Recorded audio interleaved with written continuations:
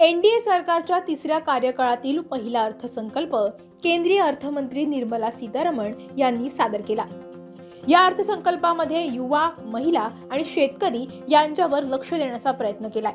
केंद्रीय अर्थमंत्री निर्मला सीतारमण यांनी अर्थसंकल्पाच्या सुरुवातीलाच युवा वर्ग आणि विद्यार्थ्यांसाठी मोठ्या घोषणा केल्या।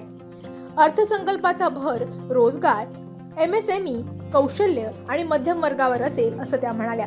रोजगार आणि कौशल्य प्रशिक्षणासाठी सरकारनं 5 नव्या योजना आणल्या असून त्यासाठी 2 लाख कोटी रुपयांची तरतूद करण्याची घोषणा अर्थमंत्री निर्मला सीतारमण यांनी केली आहे। या काळात 4 कोटीहून अधिक तरुणांना रोजगार, कौशल्य आणि इतर संधी उपलब्ध करून देण्यासाठी पंतप्रधान पॅकेज अंतर्गत 5 योजना जाहीर केल्या आहेत। अर्थसंकल्पातून तरुणांना नेमकं काय मिळालंय ते पाहूयात।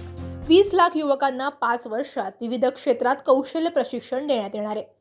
रोजगाराशी संबंधित प्रोत्साहनासाठी 3 योजना राबवणार आहे। सरकार संघटित क्षेत्रातील युवकांना पहिल्यांदा रोजगार मिळाल्यावर 1 महिन्याचा पगार देणार आहे। कर्मचारी आणि कंपन्या दोघांनाही मदत केली जाणार आहे।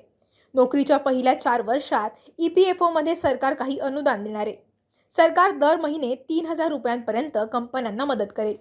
50 लाख लोकांना अतिरिक्त रोजगार देण्यासाठी प्रोत्साहन योजना समाविष्ट करण्यात आलेली आहे।